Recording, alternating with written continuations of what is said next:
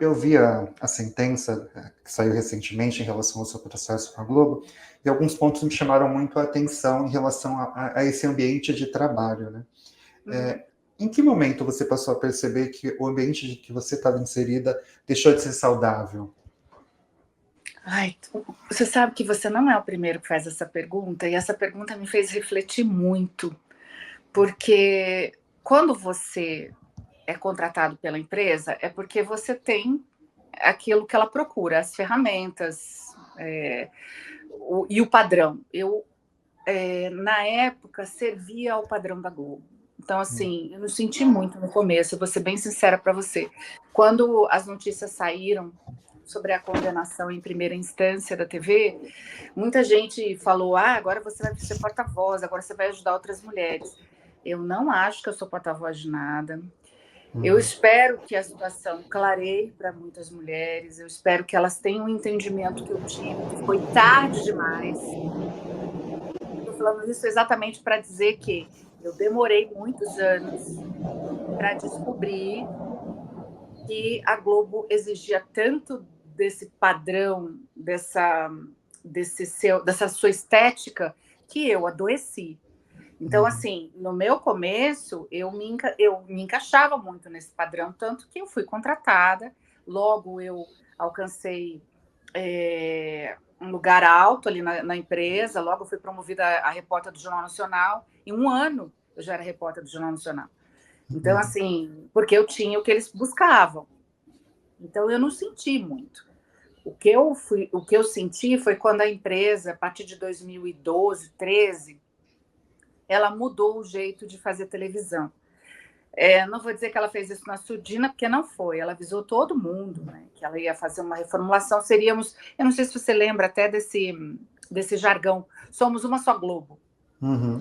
Então, a gente passou a fazer, além da Globo, a gente tinha que, porque eu já tinha saído da Globo News, então a gente tinha que fazer Globo News, Globo, G1 e qualquer outra coisa que tivesse na frente.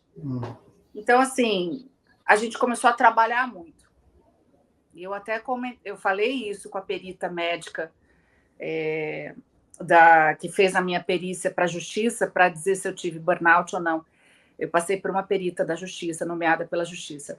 E eu falei isso para ela. Naquele momento, eu, aos 40 anos, eu senti. Não porque eu tivesse que trabalhar mais, eu não fui a única que sentiu isso. Muita gente sentiu. Porque a gente estava ganhando a mesma coisa. Eu ia perguntar sobre remuneração, se tinha tido alguma mudança nesse sentido. Não tivemos nenhuma mudança e trabalhamos muito mais. A gente tinha que dar conta, a gente fazia o texto do G1 e tinha que gravar para a TV. E para a TV, quando a gente entrou na TV, eu já sabia disso. A gente não fazia só um jornal, a gente fazia a mesma matéria, versões para vários outros jornais, dependido dos jornais que pediam. Então, assim, a gente já trabalhava muito na TV. Aí veio G1, aí a gente começou a fazer link para Globo News também. Então, assim, isso ali foi, eu acho que a primeira vez que eu senti de verdade que esse padrão estava pesando.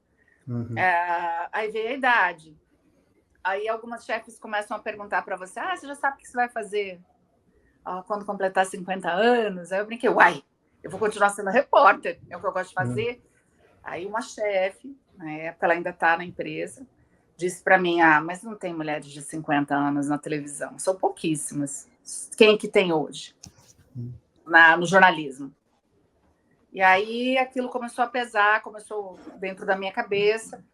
E aí, assim, a gota d'água tiveram outros eventos, mas a gota d'água foi quando eu fiz um podcast, eu queria apresentar um podcast, porque eu já tinha feito tudo dentro da Globo, e era sobre emprego. E eu fiz junto com um rapaz de 26 anos, o Gilbert Reino. Eu posso falar porque o nosso projeto era junto. Então, assim, eu fiz um projeto de emprego direcionado para jovens. E aí a chefe de São Paulo me chamou e falou, olha, o projeto foi aprovado. Eu falei, nossa, que delícia. Então, mas a gente decidiu que cabe só uma pessoa. E como a linguagem é para jovens, o Gilbert é que vai ficar com o programa.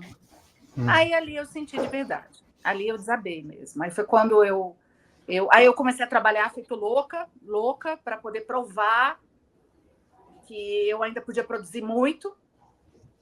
E aí eu adoeci, eu tive burnout. Esse projeto que você citou, isso foi quando? Isso foi em 2021, agosto de 2021. Aí eu entrei de licença um mês depois. E quais foram os primeiros sintomas? Né? Eles ficavam mais intensos quando você estava no ambiente de trabalho? Eu consultei um psiquiatra, comecei a consultar um psiquiatra em 2018, quando eu tive um episódio. Eu estava na rua e eu travei. Eu estava perto da Avenida Brasil, ali saindo da 9 de Julho. Eu ia passar pela Avenida Brasil e ia para o Morumbi, que era onde eu morava. Eu ia trocar de roupa e ia para a TV. Eu estava na época no Jornal da Globo. Eu travei e eu não lembrava para onde é que eu tinha que ir, o que eu tinha que fazer. E aí eu liguei para o meu chefe, que eu comecei a chorar no meio da rua. É uma das ruazinhas que cortam a Avenida Brasil. Eu comecei a chorar e eu falei para ele, eu não sei, eu estou desesperada, eu estou com tremor, eu não sei, me deu um branco, eu não quero trabalhar, não quero ir trabalhar. Aí ele falou para mim, fica em casa hoje que eu dou um jeito.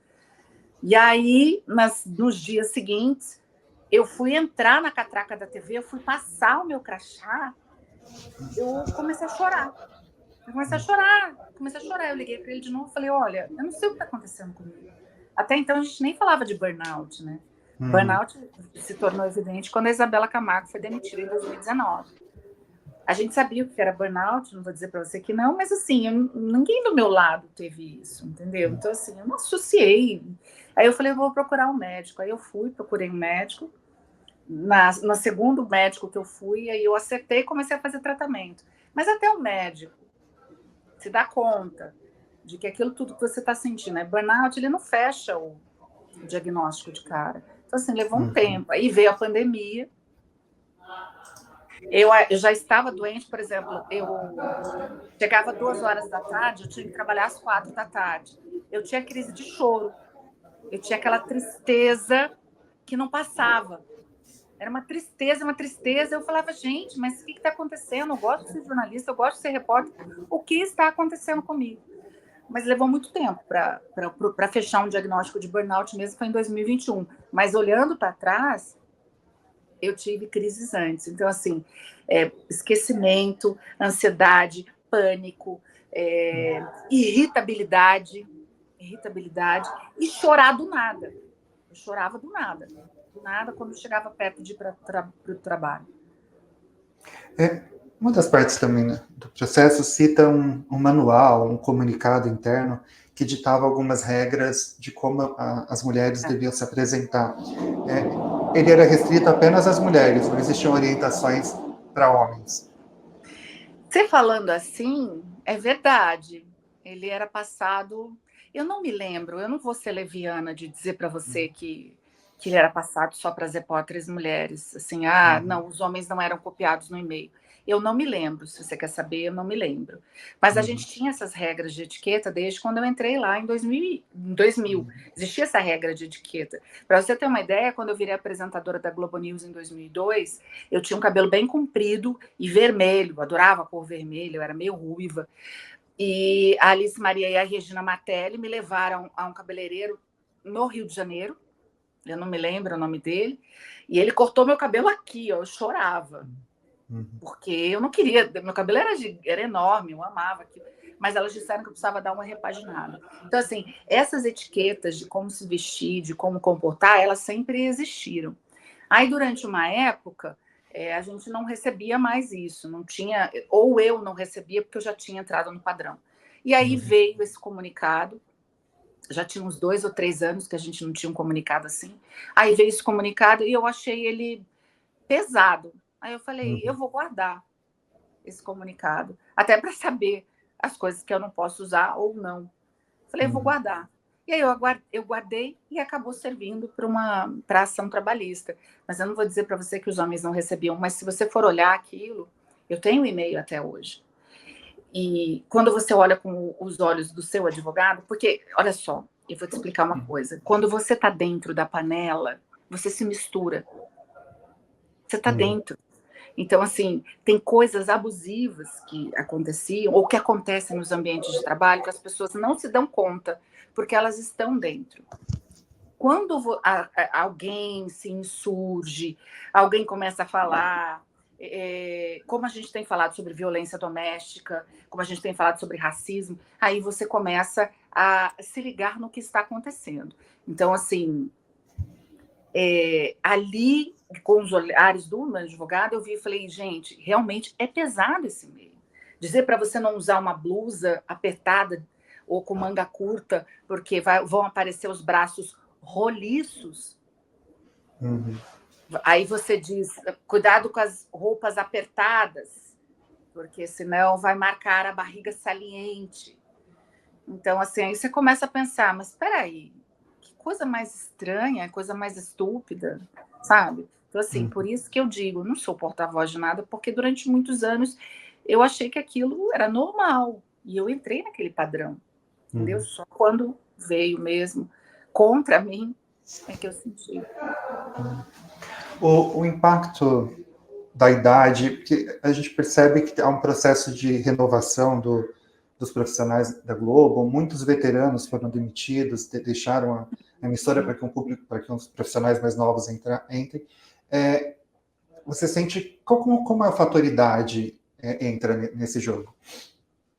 Então, tirando essa chefe que disse para mim o que eu ia fazer aos 50, se eu já tinha algum plano, e ela começou a rir quando eu disse que não, que eu ia ser repórter, para você ver o tanto que eu não me atentava para esse tipo de coisa.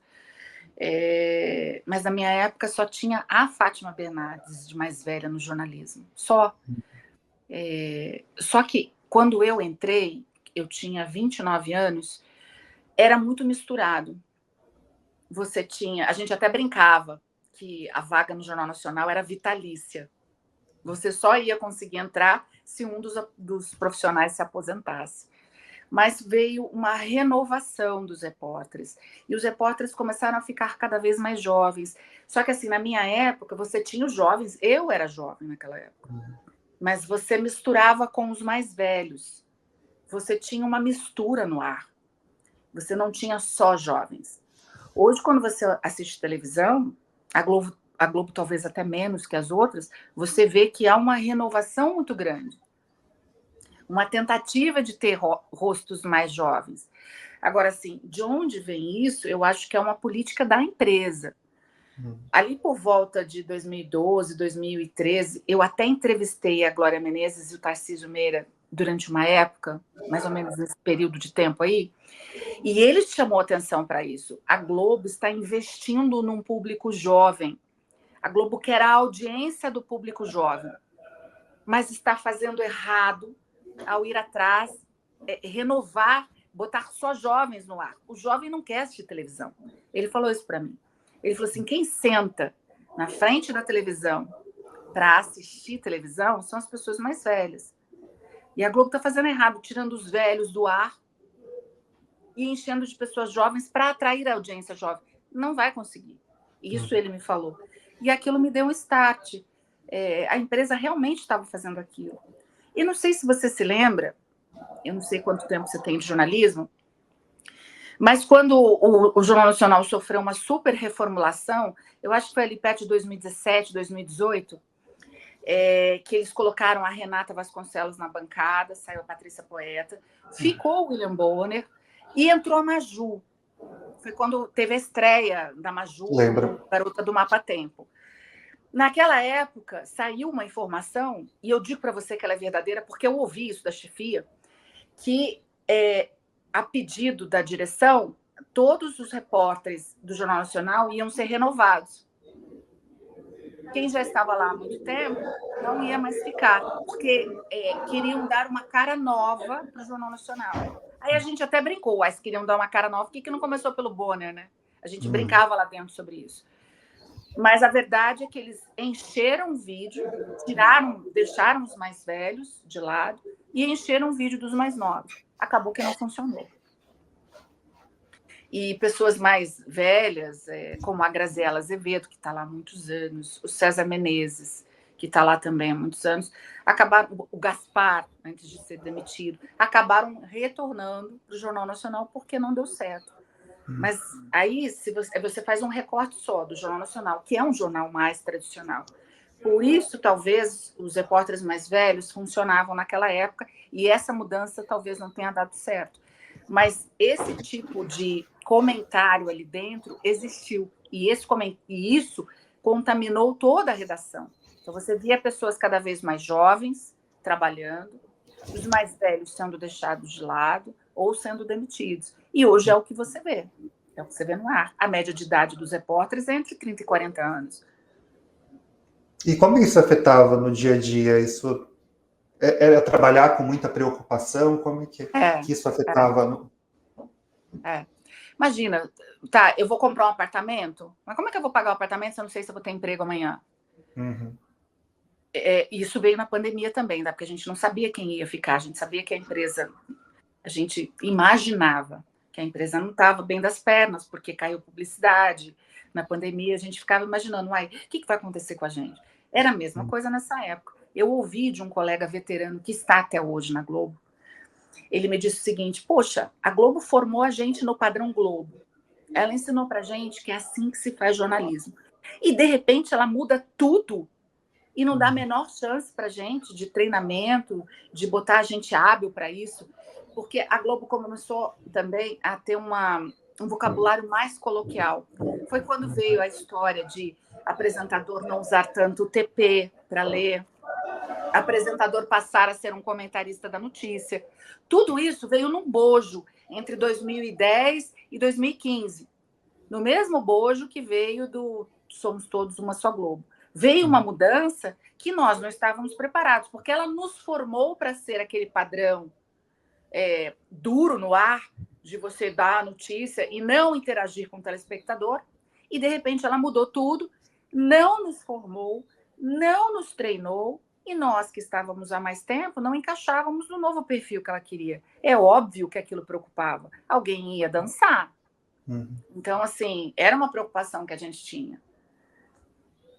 Eu entrevistei a Isabela Camargo, se não me engano, no ano passado. E aí ela falou, uma coisa que ela me falou me chamou muita atenção, que o prestígio da Globo fez ela, de alguma forma, negligenciar a própria saúde. Isso aconteceu com você também?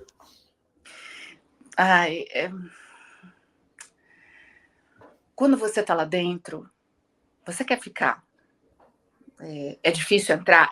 Mas é mais difícil ficar. Então, você está na melhor empresa do Brasil, uma das melhores da América Latina, uma das melhores do mundo. Se ela não é a melhor da América Latina, ela é uma das melhores do mundo. É óbvio que você quer ficar. Ali tem estrutura, tem ótimos profissionais. O que eu acho que há de errado, e aí eu vou fazer um parênteses nessa sua pergunta e depois eu volto, o que eu acho de errado é que o que está errado é a política da empresa de permitir que chefes truculentos, chefes que beneficiam um clubinho da amizade, que esses chefes se tornem chefes e continuem chefes. O dia que a empresa mudar a política dela de promoção de chefia e de contratação de jornalistas, essas pessoas não vão ficar, porque a Globo tem ótimos profissionais, ótimas pessoas. O problema é que só sobe quem faz o jogo desse tipo de política, da truculência, de apertar, de concorrência, de fazer você concorrer com seu colega, de ficar como se você estivesse numa corrida da São Silvestre. Mas voltando para a sua resposta, é claro que mexe. Você está lá dentro. Você se sente invencível, você se sente privilegiado. É lógico, e outra coisa, lógico que você pensa, peraí, eu estou no melhor lugar do mundo, do jornalismo, peraí, eu estou dentro da Globo, quem que não quer estar aqui? Eu estou errada de ficar sentindo essas coisas. Eu me sentia culpada de não querer ir trabalhar. Eu tinha uma filha para criar, como assim? Eu ganhava bem, eu tinha um bom salário. Como assim eu não quero trabalhar? Então, assim, isso me adoeceu mais ainda e me fez retardar a busca por ajuda, porque Como assim?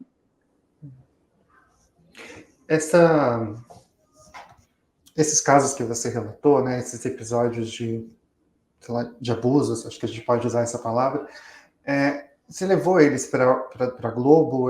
Isso foi tratado internamente de alguma forma? Ou você achava que não existia ambiente para que isso fosse tratado internamente? Foi. É assim, eu fui apresentadora da Globo News, eu fui apresentadora do Jornal Hoje, num quadro chamado Sala de Emprego, durante 5, 6 anos. Eu fui repórter do Jornal Nacional e, de repente, eu passei a ser repórter de outros jornais que não eram Jornal Nacional. Passei a ser repórter mais do local do que a gente chama de repórter de rede, que são jornais que vão para a audiência nacional. E isso para a empresa, tá? É para a empresa. E isso é um rebaixamento. Para o departamento de jornalismo, tirar você do Jornal Nacional e te botar no SP1 ou SP2 é uma forma de te punir por algo que você fez. Então, eu estava cada vez menos. Eu não fazia mais Jornal Nacional. Não sei por quê. Nunca descobri. Não, fazia cada vez menos. Eu fiquei muitos anos no Jornal Hoje. Aí me disseram que tinham criado um sistema chamado rodízio de repórteres, em que todos os repórteres que eram habilitados para a rede iam fazer um rodízio de jornalistas. Só que o rodízio, eram 2 vagas no Jornal Hoje, por exemplo, e o rodízio era de uma vaga só. Então, tinha uma repórter lá que teve vaga fixa, que era esposa de um chefe. Então, a regra vale para algumas pessoas. Então, aí eu comecei a achar que tinha alguma coisa errada comigo, que eu estava fazendo alguma coisa errada. Então, aí eu fui fazendo cada vez menos Jornal da Globo, cada vez menos Bom Dia Brasil, cada vez menos Jornal Hoje, e fui cada vez mais fazendo jornal local. Você ser escalado para fazer o Antena Paulista, na opinião da empresa, porque é um jornal delicioso de fazer, na opinião da chefia da empresa, é uma forma de te punir. Então, quando você vai fazer Antena Paulista, você fez alguma coisa errada. Então, eu conversei com a minha chefia. Eu perguntei o que estava acontecendo. Me deram todos os tipos de motivo. Rodízio. A gente precisa deixar os novos fazerem rede também, sabe? Você já faz. A gente já sabe que o Jornal Nacional te quer, gosta de você, mas agora a gente precisa testar outros repórteres, dar chance para outros repórteres. Era o horário. Você não quer trabalhar mais à noite, mas a gente precisa de você à noite. Mas agora eu quero trabalhar de dia porque eu quero ter o meu horário de trabalho junto com o horário da escola da minha filha, porque éramos sozinhas, só eu e ela. Então, assim, era um desejo meu. Eu trabalhei anos à noite. Por que eu não posso pedir para mudar? Então você não quer mudar de manhã, só tem o SP1 para fazer, ou o Bom Dia São Paulo. Então, assim, essas eram as explicações. Nunca foram as explicações do tipo, você não se enquadra mais, a matéria que você está fazendo não é legal. Até porque as minhas reportagens tinham repercussão. Eu era boa no que eu fazia. Eu era boa. Não era a melhor de lá, porque lá é um celeiro de bons profissionais. Os profissionais da Globo são realmente muito bons. Eu era boa no que eu fazia. Eu estava lá há 20 anos. Por que usar dessa política comigo? Ninguém nunca me contou. Eu uma vez fui reclamar para o chefe, acho que faltava 4 meses para eu sair. Eu fui falar para ele por que eu produzia as pautas do JN, eu arrumava os lugares para fazer e as minhas pautas não eram aprovadas. O que eu estava fazendo de errado? Será que ele podia me ajudar? Aí ele falou assim, mas é assim mesmo, continua tentando. Não, peraí. Aí quando surgiu uma pauta do Jornal Nacional, que era uma pauta que o Rio de Janeiro pedia, que o William Bonner pedia, ou que a chefia conseguia aprovar, que não era nenhum repórter. Porque, assim, se você sugeria a pauta, você fazia a pauta, se ela tivesse sido aprovada. Então, todo mundo sugeria a pauta, porque todo mundo queria fazer Jornal Nacional. Só que quando a sugestão vinha de cima, os escolhidos é que faziam. E eu não era a escolhida. Eles nunca Eram sempre as mesmas pessoas. As mesmas pessoas. E pessoas até mais novas que estavam entrando, que precisavam provar ainda que eram dignas daquele lugar. Então, assim, quando a pauta vinha de cima, eles escolhiam as pessoas que iam fazer. E eu nunca era escolhida. E eu não conseguia entender, eu fui perguntar isso para ele. E ele disse que estava tudo bem. Que a casa me adorava, que a empresa me adorava, que eu não precisava me preocupar. e aconteceu o que aconteceu. E como foi esse processo no o pós? Então, eu vim para Campo Grande. Uhum. Estou morando aqui, em Mato Grosso do Sul. A mudança só, por si só, já mexeu muito comigo. E deu um certo ânimo, porque eu estava mais perto da minha família, das minhas amigas de infância. E estava junto com um ex-namorado. A gente namorava à distância, já tinha um tempo que a gente namorava à distância. A gente tinha planos de ficar juntos. Talvez ele ir para São Paulo, ou talvez eu vir para Campo Grande. A gente não tinha isso ainda muito definido. Mas existia a possibilidade da gente ficar juntos no mesmo lugar. Então, assim, isso ajudou a segurar um pouco. E também porque eu recebi uma proposta para ser repórter e apresentadora, para ser apresentadora, num jornal local aqui. Então, acho que isso deu uma amenizada. E o fato de eu chegar aqui super festejada pelas amigas, pela família, pela empresa, me fez bem. Então, eu de cara fiquei melhor. Isso foi em 2022? 2021, finalzinho de 2021. Ah, tá. Eu comecei a trabalhar no começo de 2022, março de 2022. Então, assim, deu um certo ânimo. Tanto que eu demorei 1 ano, depois que eu saí, para entrar na justiça contra a Globo. Eu comecei a ver que tem vida fora. Eu comecei a ver como o jornalismo funciona. Eu comecei a ver a Globo com olhos de telespectadora e não mais como parte integrante do time. Então, você começa a ver que tem coisas ali dentro que não são verdades, que precisam ser questionadas, tem coisas ali dentro que estão muito erradas, e você começa a se lembrar de tudo que você passou. E aí eu comecei a ter pesadelos. Em 2022, agosto de 2022, eu tive uma crise de ansiedade. Não estava mais tomando remédio, nem estava mais fazendo tratamento, porque o problema do burnout é o trabalho. Ou as coisas mudam no trabalho, ou você deixa aquele trabalho. Eu, no caso, tirei da frente o que estava me adoecendo, né? Uma nova vida profissional, e trabalhando de um novo jeito, com um novo tratamento. Então, eu estava bem e a gente achou melhor, eu e o médico, de não fazer mais o tratamento que eu estava fazendo para burnout.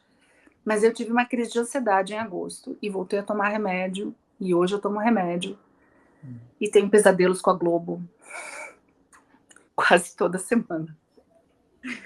Tenho pesadelos horríveis. Você pode dizer que tipo de pesadelo? Eu sonho que eu estou contratada, estou trabalhando na empresa ainda, e aí quando eu chego com o meu material para botar no ar, eles dizem, não, mas você não trabalha mais aqui. E aí eu fico sem casa, é tudo muito confuso, eu fico sem casa, começo a passar fome, não arrumo mais emprego em lugar nenhum, porque é mais ou menos isso que aconteceu aqui, né? Quando eu vim para cá, eu cheguei a conversar com a afiliada daqui para ir trabalhar com eles, mas eu fiquei pensando, peraí, eu adoeci por causa do sistema deles. Aí eu vou trabalhar numa afiliada que é mais ou menos igual, é melhor não, senão não justifica. E aí eu fui para a Record num projeto bem bacana, que foi muito bacana, durou 2 anos. Mas a afiliada continuou me assediando. Depois que eu entrei na justiça, amigos vieram me dizer que eu me tornei uma decepção lá dentro. Então, assim, eu não tenho emprego lá, e eles são donos de site, tem a CBN aqui, então, já te falei 3 lugares que eu não posso trabalhar aqui dentro, e aqui é um ovo, aqui é pequeno. Então, assim, eu acho que esses sonhos tiveram muito a ver com quando eu entrei na justiça, eu fechei portas. E é assim que funciona. Você chegou a ter medo, a pensar em não entrar? Pensando nessas possíveis consequências? Pensei, e eu vou te dizer, hoje eu também tenho medo. Eu tenho medo. Esses valores que falam, o meu advogado calculou em 13 milhões, aí agora ele está falando em 8 milhões, 3 milhões e meio, a gente sabe que são valores que eles calculam, que vêm de algum lugar, eles têm contador, mas a gente sabe que não é assim que funciona, não é isso que vai ser pago. Eu não vou ficar milionária com isso, nem vou ficar rica, nem nada, nem vou parar de trabalhar por causa disso. Eu nunca pensei em entrar na justiça pensando nisso. O que eu pensei me machucou muito.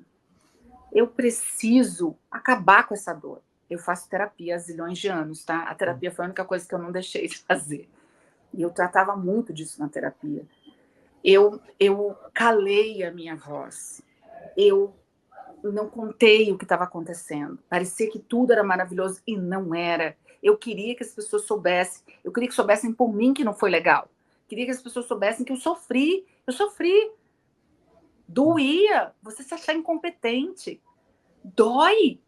Depois de tantos anos. E você beirando os 50, porque quando eu saí de lá eu tinha 49. O que você vai fazer da vida? Então, assim, eu fiz por dor. Porque doeu. Porque eu já falei para o meu advogado, se eles não entrarem com recurso, eu não quero entrar. Não quero. Eu quero que acabe. Não quero entrar. É dolorido. E, assim, outras empresas ficavam tentando me levar, me deixar de correspondente aqui em Campo Grande, que não fosse a Record. Não vou falar nomes, porque não cabe aqui, porque eu realmente não sei o que aconteceu. Mas quando eu entrei na justiça, eu parei de ser assediada. Eu tinha uma proposta de ir aos finais de semana, virar apresentadora em São Paulo. De repente, acabou. Agora vou dizer para você, foi por causa disso? Não sei, mas é coincidência? Não sei. Mas na minha cabeça, eu acho que não foi coincidência, acho que tem tudo a ver. E aí isso me dá medo. Eu quero continuar? Não quero. Não quero que as pessoas me definam por isso, entendeu? Eu sou uma ótima profissional. Eu não quero que me definam por isso. Eu fiquei com medo agora de me prejudicar no meu emprego? Fiquei. Eu estou fazendo assessoria de imprensa para a prefeitura, para a Secretaria de Governo, aí eu faço PP também. Então, assim, eu fiquei com medo? É óbvio que eu fiquei. Alguém pode chegar ao ponto de pedir a minha cabeça? Pode. Por que não? Isso não aconteceu. Mas esse medo, ele fica comigo. E são sonhos que eu tenho, são os pesadelos que eu tenho.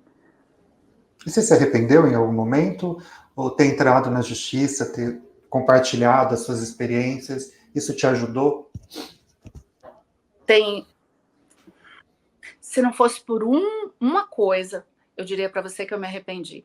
Se não fosse o fato de que, quando saiu a sentença de primeira instância, todas as mulheres com quem eu falei, todas, me deram os parabéns. E eu ouvi histórias lindas, e ouvi histórias tristes. E as minhas amigas da Globo em São Paulo também falaram comigo. Disseram, Verusca, tá igual. O Verusca melhorou isso. Então, assim, essa manifestação das minhas amigas, das pessoas que não me conhecem, das jornalistas aqui em Campo Grande, a manifestação das pessoas, e isso compensou, porque tem outras mulheres passando por isso. E essa história, essa ação abriu um precedente. Agora, se eu disser para você que eu faria tudo de novo, eu não faria. Porque eu também senti falta de uma coisa, do coletivo.